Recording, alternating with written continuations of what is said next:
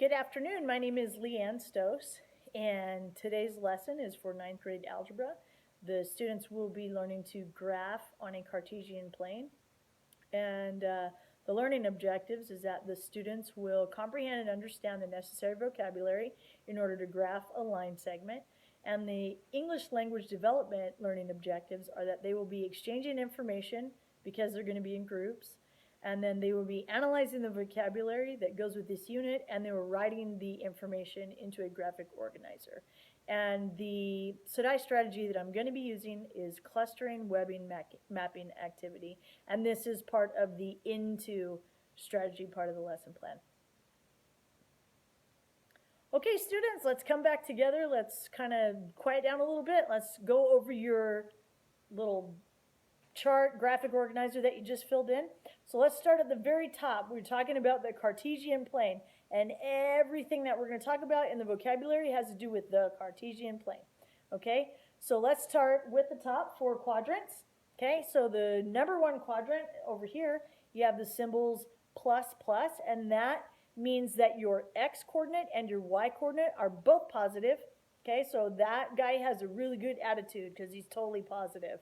Okay, and then if you move to the left side of your Cartesian plane, that is quadrant 2.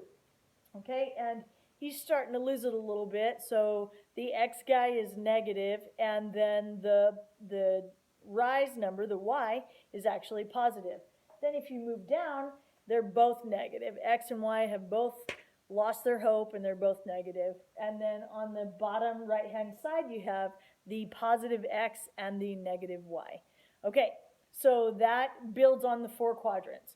So let's talk about how I've branched off here on your Cartesian plane on both sides.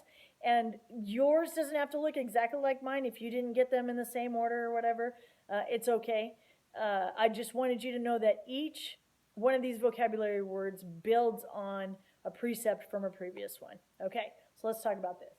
So we have your ordered pair, which is your x, y numbers, okay?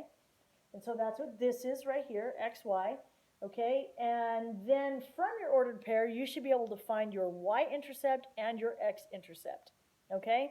Your y-intercept in your slope formula, y equals mx plus b, your y-intercept is that b number, and we're going to learn how to do that, not with this activity, but we are going to learn how to do that because you guys are all geniuses. So let's go jump to the other side. Let's go down to slope here, and that's what we're actually going to be really zeroing in on today, okay? So slope is depicted by the letter m in the y equals mx plus b formula, okay? So you guys got to see a really cool YouTube video for rise over run, and it talked about when you rise, it's positive. If you fall, it's negative. So that is your change in y, okay? That goes on the top of this slope formula, how to find slope, okay? So that is your m, you're looking for m, which is slope, and it's your change in y, so y2 minus y1, so you're taking 2 ordered pairs, you label them y2 and y1, and then you subtract them. We call it stack and subtract, okay? So then the bottom number, the denominator, is going to be your x numbers, x2 minus x1, okay? Once you find that slope, you simply substitute it in for the m variable in y equals mx plus b.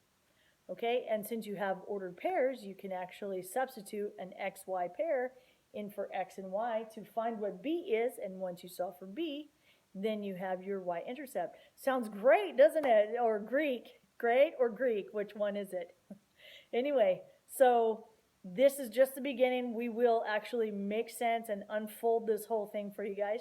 So let's continue. Once you know what your slope is, you can find out if your slope is positive, if your slope is negative, if your slope is 0, or if your slope is undefined, okay? So how many of you guys ski? Okay, so some of you guys ski. So slope is something that's very important for a ski resort, okay?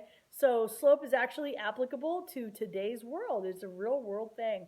So we are going to get into that later, but just for the purposes of this activity, we wanted to make sure that you have a handle on all of the vocabulary.